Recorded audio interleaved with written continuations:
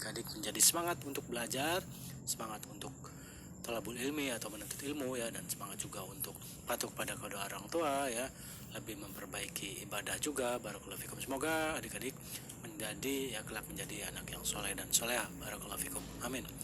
Ya, langsung saja kita akan sama-sama dengarkan kajian bersama Ustaz Muhammad bin Umar As-Sa'id Hafizallahu Ta'ala. Ya, dari studio kami yang bertugas mengucapkan selamat mendengarkan. Barakallahu fikum. Assalamualaikum warahmatullahi wabarakatuh. Innal hamdalillah nahmaduhu wa nasta'inuhu wa nastaghfiruh wa na'udzu billahi min shururi anfusina wa min sayyiati a'malina man yahdihillahu fala mudilla lahu ومن يضلل فلا هادي له وأشهد أن لا إله إلا الله وحده لا شريك له وأشهد أن محمدا عبده ورسوله صلى الله عليه وعلى آله وأصحابه والتابعين وتابع التابعين ومن تبعهم بإحسان إلى يوم الدين.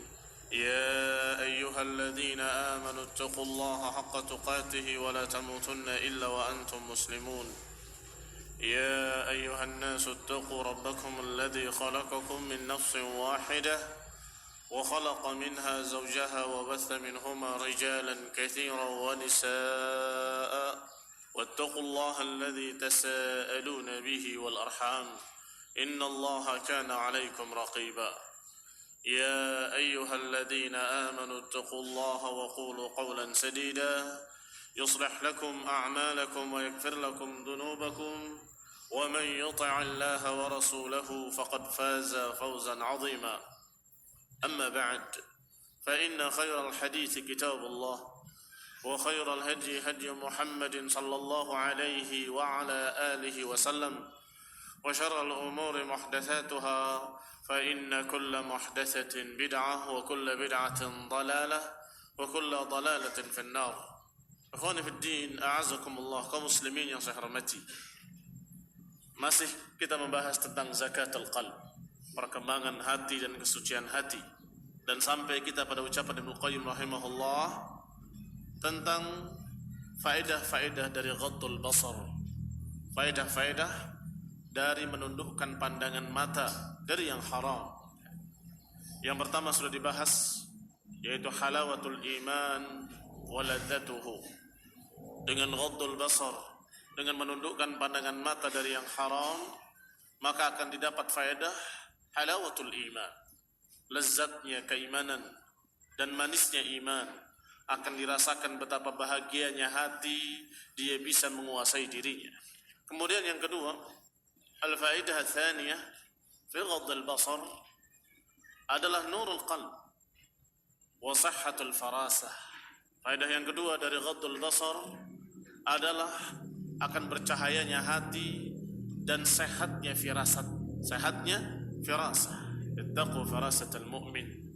Hati-hati dari firasatnya seorang mukmin. Karena hatinya bercahaya, maka dia bisa memandang dengan cahaya hati, bisa memandang dengan pandangan hati. Qala Abu Syuja' Al-Karmani, man ammara zahirahu bittiba'i sunnah, siapa yang meramaikan zahirnya dengan mengikuti sunnah, yakni dengan melakukan sunnah-sunnah pada dirinya, dan batinahu bidawamil muraqabah, dan meramaikan batinnya dengan terus-menerus merasa diawasi oleh Allah Subhanahu wa taala, wa kaffa nafsahu 'ani syahawat, dan menahan dirinya dari syahwat-syahwat, wa ghadda basarahu 'anil maharim, dan menundukkan pandangannya dari yang haram, wa atad aklal halal, dan membiasakan diri dengan memakan yang halal, lam tukhti lahu firasah, maka tidak akan keliru pandangan firasahnya, pandangan firasatnya enggak akan salah. Wa qad dzakara Allah Subhanahu wa taala qissat Lut. Allah Subhanahu wa taala ketika mengkisahkan kejadian Lut dan kaumnya, wa mabtulu bihi, dan apa yang tertimpa atau apa yang menimpa mereka dari bencana. Ini bencana kaum Lut dengan berbagai macam keburukan-keburukan akhlak mereka, di antaranya adalah liwat, homoseks. Maka Allah Subhanahu wa taala menerangkan kebenaran, menerangkan tentang Nabi Nuh Dan kemudian Allah berfirman, inna fi dzalika la ayatin lil mutawassimin. Sesungguhnya yang demikian merupakan bukti-bukti bagi para mutawassimin. Siapa mutawassimin? Adalah orang-orang yang bisa melihat dengan wasm. Wasm adalah tanda-tanda. Wasm adalah ciri-ciri. Wahumul mutafarrisun alladzina salimu minan nadhar al-muharram wal fahishah, yaitu para mutafarrisun, orang-orang yang memiliki firasat, orang-orang yang memiliki pandangan dengan cahaya hati. Alladzina salimu minan nadhar al-muharram, yaitu orang-orang yang selamat pandangannya dari pandangan-pandangan yang haram, dari pandangan-pandangan yang jelek, dari fahisyah, maka niscaya dia akan memiliki firasah dan dia akan bisa memandang dengan cahaya hatinya. Maka kata Allah, inna fi dzalika laayatin lil mutawassimin. Sesungguhnya ini adalah tanda-tanda kekuasaan Allah, kebesaran Allah bagi mereka-mereka yang bisa memandang dengan cahaya hatinya. yakni orang-orang yang hatinya bersih, bercahaya dan bersinar, yang bersih dari kotoran-kotoran kemaksiatan, maka niscaya dia bisa memandangnya. Wa qala ta'ala aqiba amrihi, dan Allah Subhanahu wa taala menyatakan demikian setelah memerintahkan kepada kaum mukminin bi ghaddi absarihim. Allah Subhanahu wa taala menyatakan demikian setelah memerintahkan untuk menundukkan pandangan-pandangan mata mereka. Wa hifdzi furujihim. Dalam Al-Qur'an, dalam surat An-Nur, Allah membicarakan tentang masalah pandangan. Qul lil mu'minina yaghuddu min absarihim.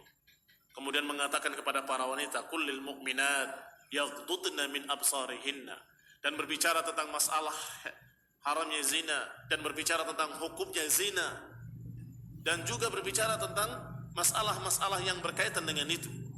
Kemudian Allah Subhanahu wa taala menyatakan dalam satu ayat khusus, Allahu nurus samawati wal ard, mathalu nurihi kamiskatin fiha misbah, al-misbahu fi zujajah, az-zujajatu ka'annahu kawkabun durriyun yuqadu min syajaratin mubarakatin la syarqiyatin wala gharbiyah takadu zaytuha yudhi'u walau lam tamsashu nar nurun ala nur yahdi li nurihi.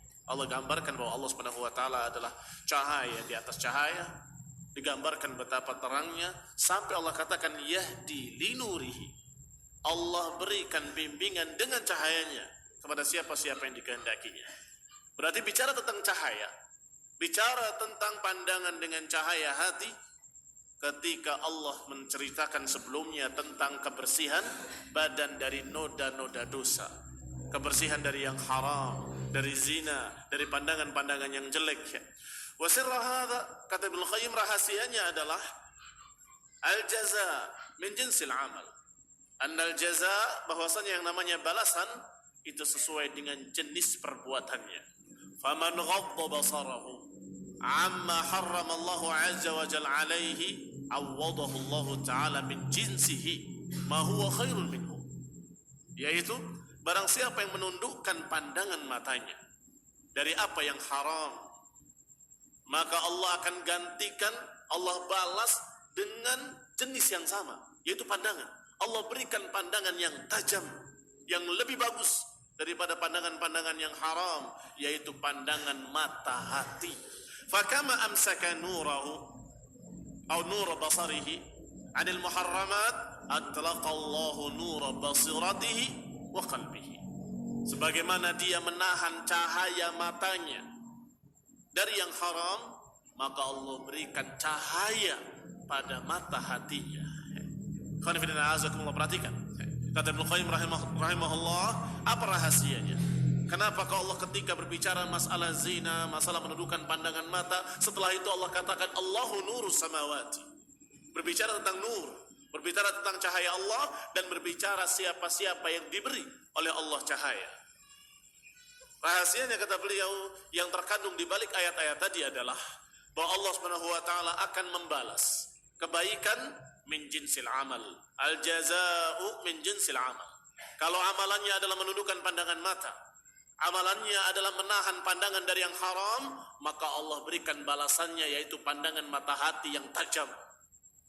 Karena dia menahan cahaya matanya kepada yang haram, Sesungguhnya yang namanya memandang itu dengan cahaya. Maka ketika dia menahan cahaya matanya kepada yang haram, maka Allah berikan cahaya pada mata hatinya. Allah berikan cahaya pada basiratihi wa qalbihi, fara'a bihi ma lam yarahu, maka dia bisa melihat yang orang lain tidak melihat. Khonifidina azakumullah, ini bukan klinik, bukan urusan-urusan yang begituan, bukan kekuatan-kekuatan yang seperti sihir, bukan itu. Tetapi artinya dia akan bisa melihat dengan kebenaran dan dia bisa melihat dengan firasat yang tajam. Khonifidina azakumullah, dengan mukaddimah yang sedikit dia tahu ini berbahaya, ini akan membawa kepada kejelekan. Dengan beberapa perkara dari pemula, awal dari kejadian dia sudah khawatir, dikhawatirkan ini akan menjadi begini, akan menjadi begitu, dan tepat bitaufiq dari Allah Subhanahu wa taala. Maka ra'a bihi ma lam yarahu man atlaqa basarahu lam yaghuddahu an maharimillah. Dia melihat apa-apa yang tidak bisa dilihat oleh orang-orang yang tidak menahan pandangan matanya, yang tidak bisa dilihat oleh orang-orang yang mengumbar pandangan matanya. Wa hadza amrun yuhissuhu al-insan min nafsihi. Dan ini adalah perkara yang bisa dirasakan oleh seseorang pada dirinya. Jadi tidak bisa diceritakan, tetapi dirasakan. Silahkan buktikan apa yang dikatakan oleh Allah Subhanahu wa taala, yaitu tinggalkan pandangan-pandangan yang haram, niscaya kamu akan merasakan akibat baiknya dari Allah Subhanahu wa taala. Fa innal qalba kal mir'ah, karena yang namanya hati itu seperti cermin. Al qalb kal mir'ah, seperti cermin. Wal hawa kasada fiha, sedangkan hawa nafsu, perbuatan-perbuatan dosa, berbagai macam kemaksiatan, kasada fiha, seperti perkara-perkara yang mengotori cermin, seperti noda-noda pada cermin. Fa idza khallasatil mir'ah min as-sada intaba'at fiha suwarul haqa'iq. Maka kalau cermin itu bersih dari noda-noda dan dari kotoran-kotoran, maka cermin itu akan menampakkan apa yang dihadapannya persis apa adanya, dengan tepat, seperti apa yang terjadi akan tergambar di cermin. Yang dihadapannya baik tergambar baik, yang dihadapannya jelek tergambar jelek, yang digambarnya ada begini ada begitu, tergambar persis dalam cermin. Kenapa? Karena cerminnya dalam keadaan bersih, jernih, tidak ternoda dengan noda-noda, dengan kotoran-kotoran. Wa idza sudiat lam tantabi'. Tetapi kalau cermin itu sudah kotor dengan berbagai macam noda fiha, maka dikatakan lam tantabi' fiha suwarul ma'lumat, maka tidak akan tergambar dengan baik, dengan benar apa yang ada di hadapannya. Yang di hadapannya seorang yang baik, yang normal, tidak cacat, mukanya bersih, tiba-tiba di cermin kelihatan berbagai macam noda di mukanya. Ternyata itu bukan noda pada aslinya, tetapi noda pada cerminnya. Al-qalbu kal mir'ah, kata Ibnu Qayyim rahimahullah. Yang namanya hati seperti cermin. Kalau cerminnya itu dalam keadaan tidak bernoda, jernih, bersih, maka akan tergambar apa yang dihadapannya alal haqiqah, akan tergambar persis sesuai dengan aslinya. Tetapi kalau cerminnya kotor, ternoda, maka akan tergambar dengan salah, akan tergambar apa yang dihadapannya dengan keliru, dengan tidak tepat, pandangannya tidak tajam. Qala rahimahullah, fayakunu ilmuhu wa kalamuhu min babil hursi wal dhunun. Kalau sudah hatinya kotor dengan dosa, kalau hatinya sudah kotor dengan berbagai macam kemaksiatan, maka cermin hatinya tidak jernih. Kalau cermin hatinya tidak jernih, maka apa yang diketahuinya bukan sesuatu yang hakiki. Apa yang dipahaminya bukan sesuatu yang benar. Apa yang diucapkannya, apa yang dipahami, apa yang dimengerti, semuanya perkara-perkara yang dzunun, yang masih kira-kira, masih dhann, masih al-khars. Ini sepertinya khars, bukan hirs, bukan dengan ha tapi dengan kha. Yani takharrusan wa dhanna. Kalau khars dengan kha dan dzunun, maka itu tepat. Perkiraan, prasangka, kira-kira, tidak tepat. Apa yang dia katakan begini, ternyata itu bukan kebenaran. Apa yang dia pahami, ternyata bukan kebenaran. Apa yang dia lihat, ternyata salah. Kenapa demikian? Cermin hatinya sudah kotor, sehingga dia tidak bisa melihat sesuai dengan kenyataan. Sehingga lihatlah seorang mukmin taqi dengan seorang fasik asi. Lihat, kalau dia memandang sesuatu pasti akan berbeda. Seorang mukmin taqi, seorang mukmin yang beriman dan bertakwa, dia akan memandang bahwa ini adalah hal yang baik, ini adalah hal yang terpuji, ini hal yang begini yang begitu dipuji, karena itu adalah amalan saleh. Tetapi si fasik asi akan berkata, bukankah itu perbuatan yang melelahkan, perbuatan yang membuat kita terbelakang? Bukankah itu adalah menyebabkan kita akan begini, akan begitu? Kalau kita ikuti perkara ini, niscaya kita akan menjadi jumud. Lihat pandangannya. Berbeda antara si mukmin dengan si asi fasik. Kenapa? Apa yang menyebabkan perbedaan pandangan? Cermin hatinya berbeda. Ini cermin hatinya bersih jernih, sedangkan ini cermin hatinya kotor, sudah tertutup berbagai macam noda-noda, sehingga tidak bisa melihat suara al-haqiqah ala haqiqih. Tidak bisa melihat suara al-haqiqah, tidak bisa melihat kenyataan dengan apa yang sesuai dengan kenyataannya. Berarti disinilah balasan Allah Subhanahu wa taala yang baik di dunia, apalagi di akhirat yang Allah persiapkan nanti di jannah bagi mereka-mereka yang menjaga dirinya. Di dunia sudah dirasakan balasannya. Allah akan menjadikan pandangannya tajam dan hatinya bisa memandang dengan pandangan yang tajam. Cermin hatinya bisa melihat dengan jernih. Ini faedah yang kedua. Faedah yang ketiga dari ghaddil basar adalah quwwatul qalbi wa thabatuhu wa syaja'atuhu. Faedah yang ketiga, bahwa dengan menundukkan pandangan akan menjadikan hati kuat. Wa thabat akan menjadikan hati mantap kokoh, dan akan menjadikan hati muncul keberaniannya. Keberanian alal haq, keberanian di atas kebenaran. Quwwatul qalbi wa thabatuhu wa syaja'atuhu akan menghasilkan kekuatan hati, kemantapan hati, dan keberanian hati. Fayu'tihillahu ta'ala biquwwatihi sultanan nasrah atau sultanan nusrah. Allah Subhanahu wa taala dengan kekuatannya akan memberikan balasan dengan kemenangan atau dengan kekuatan kemenangan. Kama a'tahu binurihi sultanal hujjah.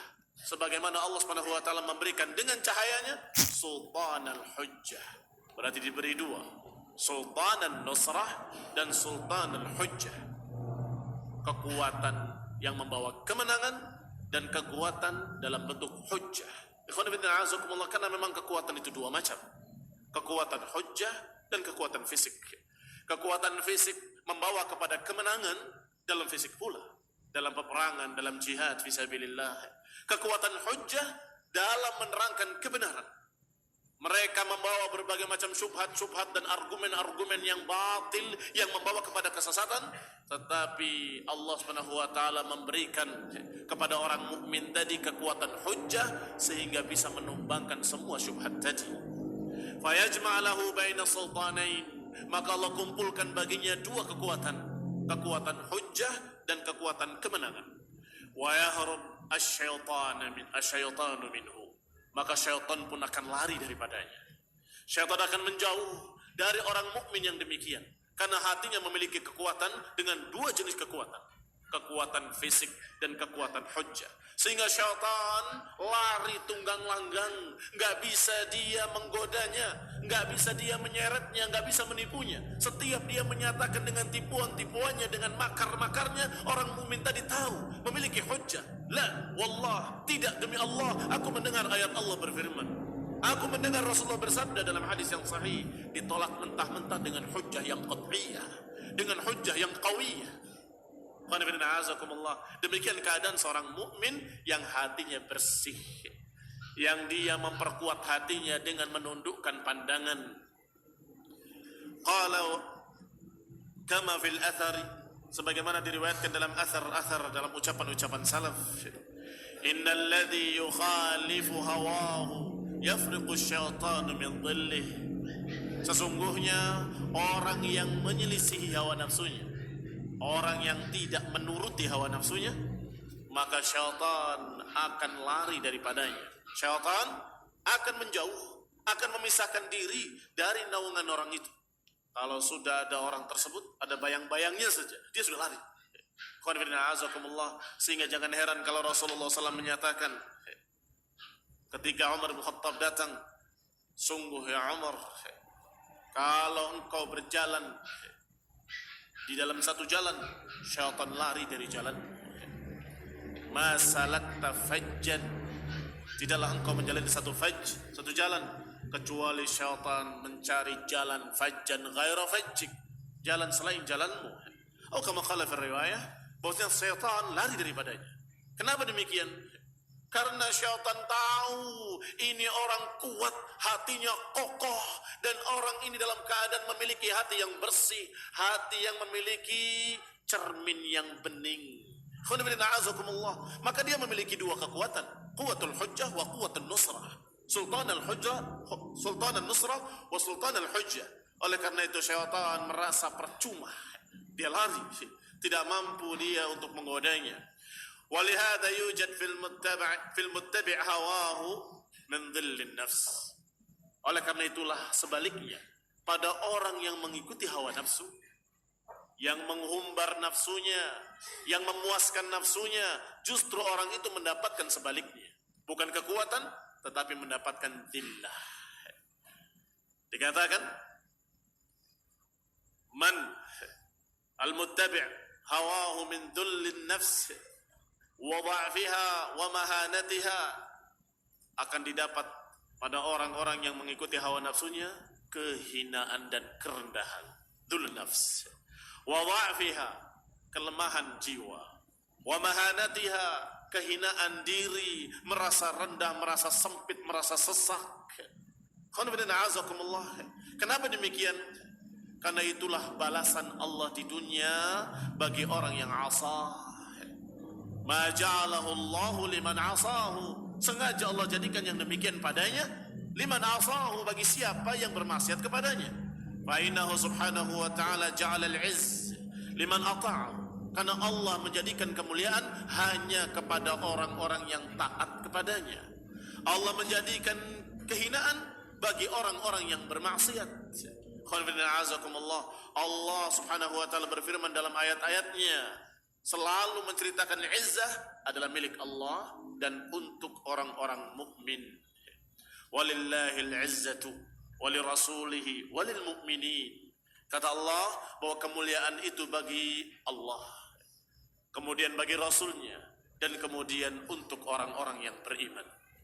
Demikian dalam surat Al-Munafiqun. Wa qala ta'ala, dan Allah berfirman pula dalam ayat lain surat Ali Imran, wala tahinu wala tahzanu wa antumul a'launa in kuntum mu'minin. Kata Allah, jangan kalian merasa hina, jangan kalian merasa sedih. Wa antumul a'laun, sesungguhnya kalianlah orang-orang yang tinggi, orang-orang yang mulia. In kuntum mu'minin, kalau kalian benar-benar mukmin. Allah Subhanahu wa taala menyatakan dengan kalimat in kuntum mu'minin, kalau kalian mukminin. Karena memang al-izzatu lillah wa li rasulihi wa lil mu'minin. Izzah itu milik Allah satu-satunya, dan tidak Allah berikan izzah kecuali kepada orang-orang yang Allah kehendaki dari para nabi, para rasulnya, dan juga orang-orang yang beriman. Walillahil izzatu wali rasulihi walil mu'minin. Maka Allah katakan, kalau kalian mukminin, kalau kalian orang yang beriman, fala tahinu wala tahzanu, jangan kalian bersedih, jangan kalian merasa rendah. Sesungguhnya kalianlah al-a'laun, kalianlah orang-orang yang tinggi, orang-orang yang mulia, kalau kalian orang yang beriman. Wa qala ta'ala, dan juga Allah berfirman, man kana yuridul izzah falillahil izzatu jami'an. Barang siapa yang menginginkan izzah, barang siapa yang menginginkan kemuliaan, maka sesungguhnya kemuliaan itu hanya bagi Allah subhanahu wa ta'ala. Kemuliaan itu hanya milik Allah azza wa jal. Maka barang siapa yang ingin memiliki izzah, memiliki kemuliaan, maka berharaplah dari Allah.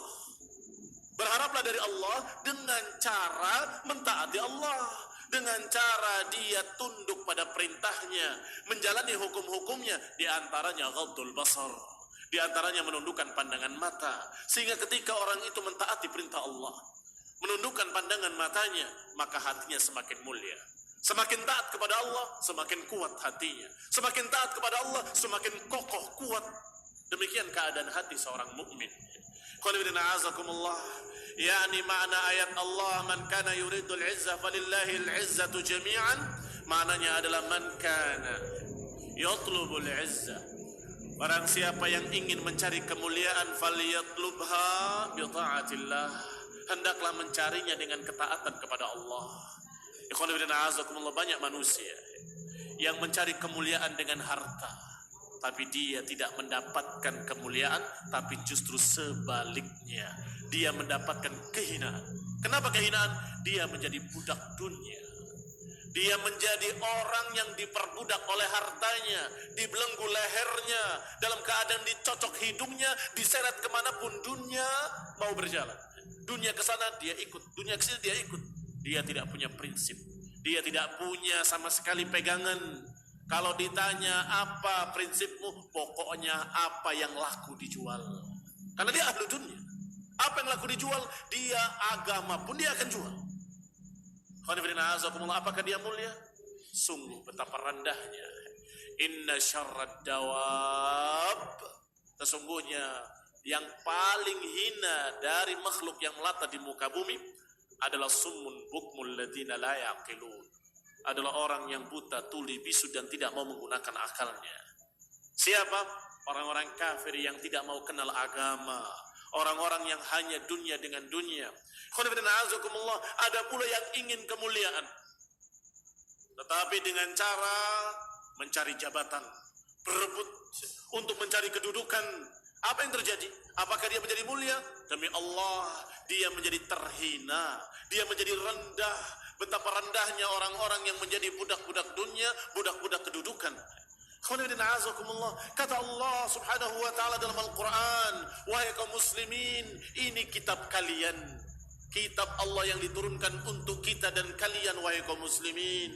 Kata Allah, man kana yuridul izzata falillahil izzatu jami'an, barang siapa yang ingin kemuliaan, sesungguhnya kemuliaan milik Allah seluruhnya, tidak akan bisa didapat kecuali dari Allah. Enggak akan bisa kamu mencapai kemuliaan kecuali kalau Allah kehendaki. Maka carilah dari Allah dengan mentaatinya, carilah dari Allah dengan tunduk kepadanya, bil kalimat thayyib, dengan ucapan-ucapan yang baik, wal amal salih, dengan amalan-amalan yang saleh, maka akan didapatkan kemuliaan dari Allah subhanahu wa ta'ala. Wa qala ba'du salaf, berkata sebagian para salafus salih radhiyallahu alaihim, an-nas yatlubuna al-'izz bi abwabil muluk. Betapa banyak manusia mencari kemuliaan di pintu-pintu para penguasa, mencari kemuliaan dengan mendatangi tokoh-tokoh penguasa di pintu-pintu mereka, wala yajiduna, tetapi mereka tidak mendapatkan kemuliaan itu. Dia inginnya kalau dekat dengan penguasa saya akan jadi mulia, kalau dekat dengan si fulan para pembesar, niscaya saya akan menjadi mulia. Kalau saya dekat dengan konglomerat tersebut, niscaya saya akan ikut gembira atau ikut bahagia atau ikut menjadi mulia bersamanya, dimuliakan oleh manusia. Ternyata ketika dia datang kepadanya, dia tidak mendapatkan apapun kecuali sebaliknya. Al-jaza'u min jinsil amal, balasan itu sejenis dengan amalannya. Amalannya adalah merengek-rengek dari selain Allah, ingin mendapatkan kemuliaan, justru Allah balas dengan ditimpakan kehinaan, rendah, dihinakan, direndahkan. Wala yajidunahu illa fi ta'atillah, ternyata mereka tidak mendapatkannya kecuali dengan ketaatan kepada Allah. Para imam-imam ahlus sunnah, mau dikatakan kaya bukan orang kaya, mau dikatakan dia adalah pejabat bukan pejabat, tetapi kenapa dimuliakan? Dimuliakan oleh sekian banyak manusia sepanjang masa, bukan hanya di masanya, sepanjang masa. Beda dengan kekuasaan semu atau kemuliaan semu yang sesaat sepertinya dimuliakan, tetapi begitu jatuh dia dari kekuasaannya, Dia dicemooh, diinjak-injak, dicaci maki, dan terus diceritakan kejelekannya sepanjang masa. Hidupnya cuma 1 tahun, 2 tahun, atau sekian tahun menguasai. Dan seakan-akan dimuliakan. Kata siapa itu dimuliakan? Semua rakyatnya dalam keadaan mencercanya dalam hatinya. Dan menunggu-nunggu saat jatuhnya. Mudah-mudahan cepat jatuh. Karena tidak mencarinya dari Allah. Mencarinya bukan dari Allah subhanahu wa ta'ala. Maka dia dalam keadaan tidak mendapatkan kecuali kerendahan. Setelah itu jatuh direndahkan oleh mereka sepanjang masa. Sebaliknya para imam ahlus sunnah tidak mencari kemuliaan dari mereka. Dan tidak ingin untuk dipuji. Amalannya ikhlas karena Allah. Mengajarkan ayat demi ayat, hadis demi hadis karena Allah. Mereka membimbing umat ke jalan yang lurus, ikhlas karena Allah. Tidak mengharapkan balasan di dunia. Tidak mengharapkan balasan-balasan dari harta benda, apalagi kemuliaan, kedudukan dan jabatan, tidak. Sampai diminta oleh penguasa, wahai Imam Malik, bagaimana kalau kitabmu Al-Muwatta kami jadikan sebagai undang-undang negara? Kami jadikan sebagai ahkam rasmiyah di negara. Kata Imam Malik, jangan. Aku khawatir masih ada ilmu-ilmu yang aku belum ketahui dan masih ada kebenaran yang di selain kitab. Tidak mau. Bukan kemudian bangga. Tidak mau. Khawatir karena aku merasa mesti memiliki kekurangan-kekurangan dan kitab yang aku tulis tidak terkumpul padanya seluruh kebenaran. Masih ada kebenaran-kebenaran di selain kitab. Dan demikian banyaknya para ulama yang justru lari dari jabatan. Sampai dikejar ke sana kemari, dicari kemana mereka, kemana dia, untuk dijadikan sebagai pejabat, sebagai hakim, sebagai qadhi. Tetapi mereka lari. Khawatir. Bukan bangga mendapatkan jabatan, tapi menghindar. Demikian para ulama, tapi toh mereka tetap mendapatkan kemuliaan dari Allah subhanahu wa ta'ala. Bahkan kemuliaan yang hakiki, karena terus menerus kemuliaan itu akan tetap di dunia, padahal orangnya sudah tuwaffa rahimahullah, sudah meninggal, sudah dikubur rahimahullah, tetapi terus disebut-sebut, ucapannya terus disebut-sebut, kemuliaannya terus diceritakan sepanjang masa. Ikhwan fillah a'azakumullah, karena mereka mendapatkan dari Allah Subhanahu wa taala kemuliaan yang hakiki. Man ata'a Allah, barang siapa yang taat pada Allah Subhanahu wa taala, azzahu Allah. Allah akan muliakan dia. Wa man asahu, dan barang siapa yang bermaksiat kepadanya, ahanahu Allah. Allah akan hinakan dia. Sebagaimana dikatakan oleh para ulama dari kalangan salaf, siapa yang taat pada Allah, Allah muliakan, dan siapa yang bermaksiat kepadanya, Allah rendahkan. Dikatakan oleh Al-Hasan, wa in hamlajat bihimul baradhin wa tattaqat bihimul bighal inna dhullal ma'siyah la fi qulubihim.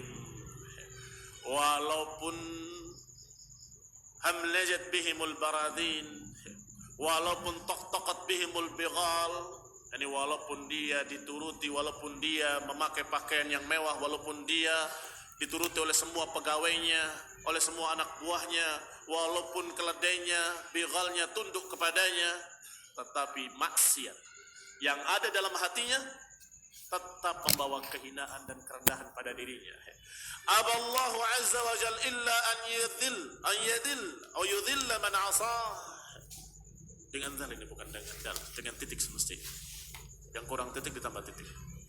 Aballahu azza wa jalla illa an yudhilla man asah, maka Allah tetap, Allah menolak kecuali untuk merendahkan siapa yang bermaksiat kepadanya. Wa dzalika anna man ata'a Allah taala faqad walahu, yang demikian karena siapa yang taat kepada Allah berarti Allah Subhanahu wa taala menjadi walinya. Wala yudhil man walahu rabbuh, dan tidak mungkin akan menjadi hina orang-orang yang Allah sebagai walinya. Tidak mungkin akan menjadi rendah orang-orang yang Allah sebagai pembelanya. Sebagaimana dalam doa kunut witir, ya. Innahu la yadhillu man walait wa la ya'izzu man adait. Qul inna a'azakum dalam doa kunut, Allahumma hdina fi man hadait wa afina fi man afait. Di antaranya disebutkan kalimat innahu la yadhillu man walait, sesungguhnya enggak akan menjadi rendah siapa yang engkau ya Allah menjadi walinya. La yadhil, enggak akan menjadi rendah. Man walait, siapa-siapa yang engkau ya Allah menjadi walinya, yang engkau membelanya, yang engkau menjadi pelindungnya, maka orang itu enggak akan menjadi rendah. Sebaliknya, wala ya'izzu man adait, dan enggak akan menjadi mulia orang-orang yang kau musuhi ya Allah. Enggak akan menjadi mulia orang-orang yang kau benci, orang-orang yang engkau memusuhinya, yakni ahli maksiat, orang-orang kafir, orang-orang yang menentang Quran dan sunnah, orang-orang yang menentang tauhid dengan kesyirikan, orang-orang yang menentang ajaran Nabi dengan ajaran-ajaran baru. La ya'izz, tidak akan menjadi mulia orang-orang yang Allah musuhi mereka. Wal maqsud anna zakatal qalbi mawqufah ala taharatihi. Dan maksud dari pembahasan tadi adalah bahwa hati, perkembangannya, kesempurnaannya tergantung kebersihannya. Khonfidina azakumullah, 3 faedah tadi dari ghaddun nazar atau ghaddul basar. Faedah dari menundukkan pandangan mata adalah merasakan manisnya dan lezatnya iman. Yang kedua, hati menjadi kuat dan pandangan hati menjadi tajam. Sehingga orang yang demikian menunjukkan hatinya semakin sempurna. Karena pandangannya semakin tajam, berarti semakin sempurna. Hatinya semakin kuat, berarti semakin sempurna. Dan kalau hatinya dalam keadaan bisa merasakan lezatnya iman, berarti hati itu semakin sempurna, semakin sehat. Bisa merasakan dengan normal sebagaimana lidah ketika sehat merasakan dengan normal. Berarti ghaddul basar tadi akan menjadikan hati semakin berkembang sempurna. Sedangkan ghaddul basar merupakan taharatul qalb, merupakan pembersihan hati. Badan dibersihkan dengan mandi, dengan taharah, dengan berwudu, dengan membersihkan kotoran-kotoran dari tubuh, maka tubuh akan tumbuh sehat, akan tumbuh dengan sehat. Demikian pula hati ketika dibersihkan dari pandangan-pandangan yang haram, dibersihkan dari pandangan-pandangan terhadap perkara-perkara yang dilarang oleh Allah, maka niscaya hati itu akan tumbuh dengan sehat, semakin kuat, semakin baik, semakin sempurna, dan pandangan hatinya semakin tajam, dan cermin hatinya semakin jernih, semakin jernih, semakin jernih. Berarti yang namanya zakah mauquf ala taharah. Perkembangan hati, kesempurnaan hati tergantung kesucian hati, kebersihan hati. Kama anna zakatal badan mauqufah ala istifraghihi min akhlaqir radi'ah al-fasidah. Sebagaimana badan perkembangannya tergantung kepada bersihnya badan dari kotoran-kotoran jelek yang menempel padanya. Qala ta'ala, Allah Subhanahu wa taala berfirman, walaula fadlullahi 'alaikum wa rahmatuhu ma zaka minkum min ahadin abadan. Kalau saja tidak karena fadilah dari Allah atas kalian dan rahmatnya, ma zaka minkum min ahad, maka niscaya tidak ada seorang pun dari kalian yang akan bisa menjadi zaki. Enggak akan bisa seorang pun dari kalian menjadi sempurna hatinya, menjadi bersih hatinya, enggak akan bisa kecuali dengan fadilah dari Allah. Walakin Allah yuzakki man yasha, tetapi Allah lah yang menjadikan hati siapa yang dikehendakinya menjadi sempurna, menjadi bersih. Wallahu sami'un alim, dan Allah Subhanahu wa taala Maha mendengar lagi Maha mengetahui. Berarti di sini kita mendapatkan 2 makna zakah. Zakah dalam artian dia berupaya untuk membersihkan dirinya, dan zakah dengan makna Allah membersihkan dia. Dan ini hubungannya sama dengan hubungan amalan dengan takdir. Apa hubungan amal saleh dengan takdir? Hubungannya adalah ini usaha, Allah yang menentukan. Demikian pula masalah zakah tadi, kita berusaha, Allah yang menentukan. Kita berusaha untuk membersihkan hati. Dengan apa? Dengan ketaatan-ketaatan, dengan meninggalkan yang haram, meninggalkan kemaksiatan, menundukkan pandangan mata. Ini usaha untuk membersihkan hati. Tetapi Allah Subhanahu wa taala lah pada hakikatnya yang menjadikan secara takdir hati menjadi bersih. Maka kata Allah, walaula fadlullahi, kalau saja bukan karena fadilah dari Allah alaikum, ma zaka minkum min ahadin abadan. Kalau tidak karena Allah, enggak ada di antara kalian yang hatinya menjadi bersih seluruhnya. Enggak ada satupun, kata Allah. Walakin Allah yuzakki man yasha, tetapi Allah lah yang membersihkan hati siapa yang dikehendakinya dengan asbab yang Allah takdirkan. Allah akan membersihkan hati siapa yang dikehendakinya dengan asbab, dengan sebab-sebab yang Allah sudah takdirkan. Orang yang menjalani jalan kebaikan maka Allah bersihkan hatinya. Dzakara dzalika subhanahu wa ta'ala aqib tahrim az-zina wal qadhaf wa nikahi zaniyah. Ayat ini masih dalam surat An-Nur. Yang sudah kita katakan tadi dalam surat An-Nur dibahas perkara-perkara yang berkaitan dengan zina, berkaitan dengan qadhaf, menuduh seseorang dengan tuduhan zina, atau menikahi zaniyah. Apa hukumnya menikahi perempuan yang zaniyah, pezina, pelacur, dan apa hukumnya laki-laki atau perempuan yang menikahi pasangannya dengan pasangan yang zaniyah. Ketika berbicara tentang ini, Allah katakan, kalau saja tidak karena fadilah dari Allah, nggak akan ada yang bersih di antara kalian. Kalau saja bukan karena pertolongan dari Allah, kalau saja bukan karena takdir dari Allah, kalau saja bukan karena rahmat dari Allah subhanahu wa ta'ala, nggak akan ada yang selamat. Nggak akan ada yang selamat, karena berat.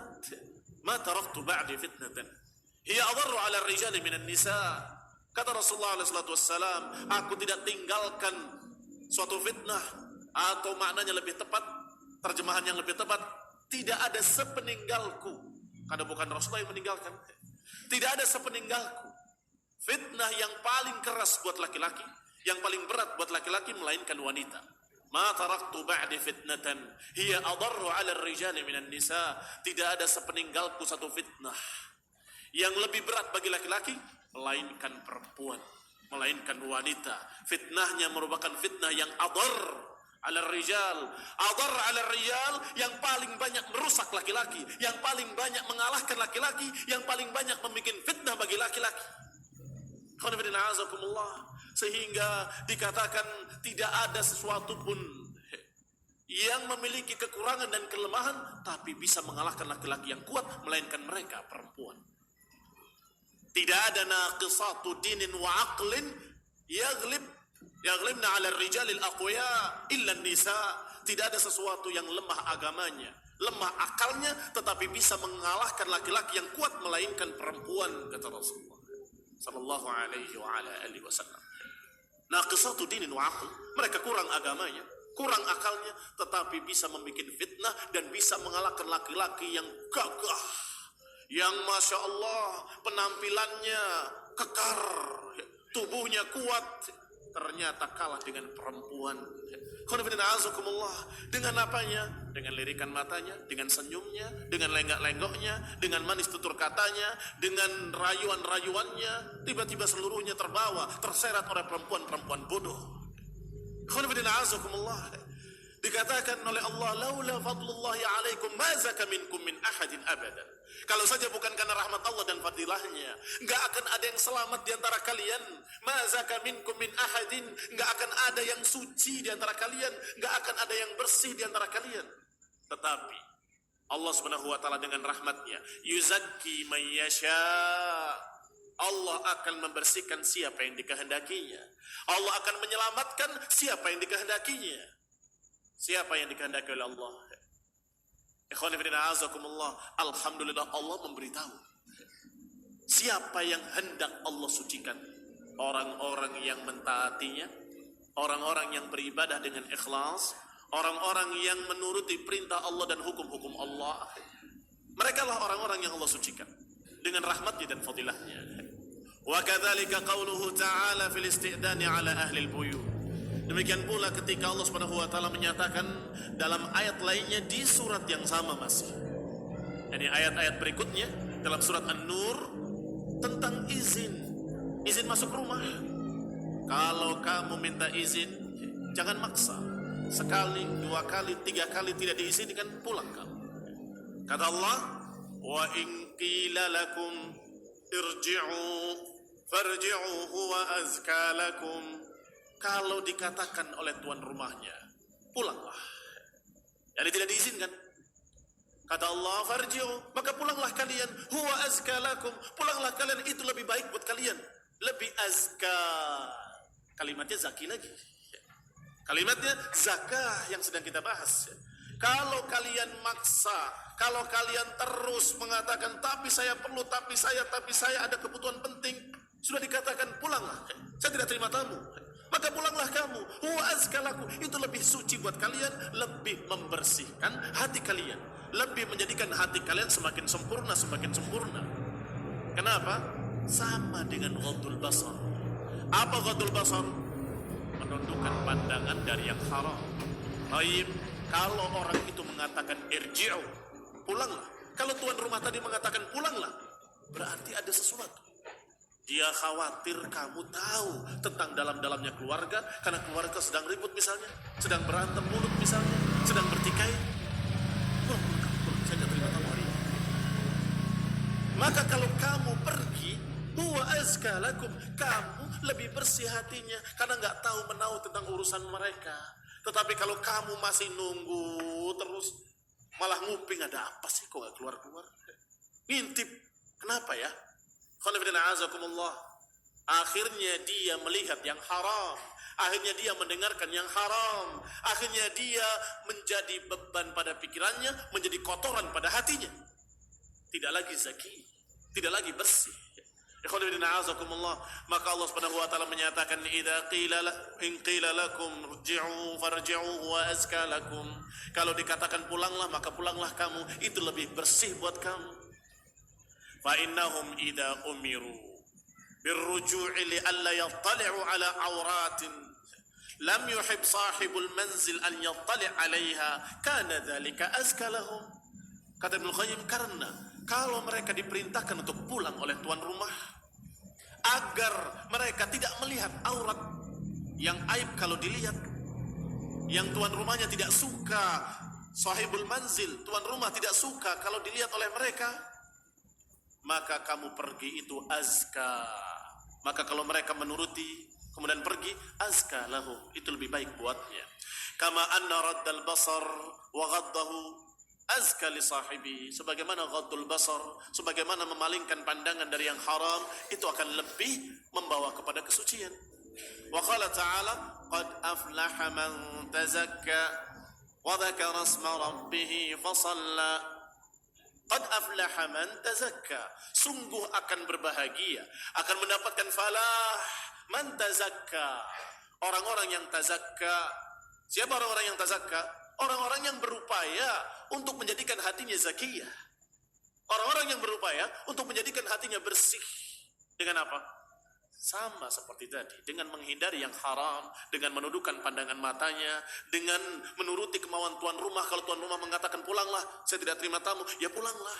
Itu suci hatinya, kamu akan bersih hatinya. Maka qad aflaha man tazakka, sungguh akan berbahagia orang yang mensucikan dirinya. Wa dzakara isma rabbih fa shalla, yang menyebut nama Rabbnya dan kemudian dia salat. Masya Allah. Termasuk membersihkan hati adalah dengan bertauhid.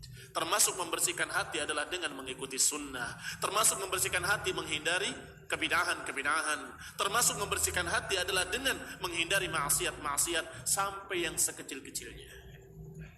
Wa qala ta'ala an Musa alaihi salam fi khitabihi li Fir'aun. Dan Allah Subhanahu wa taala berfirman kepada Musa alaihi salam ketika diperintahkan untuk mendatangi Fir'aun. Kata Allah, katakan pada Fir'aun, hallaka ila an tazakka, hallaka ila an tazakka. Tawarkan kepada Fir'aun, hallaka ila an tazakka, maukah engkau membersihkan dirimu?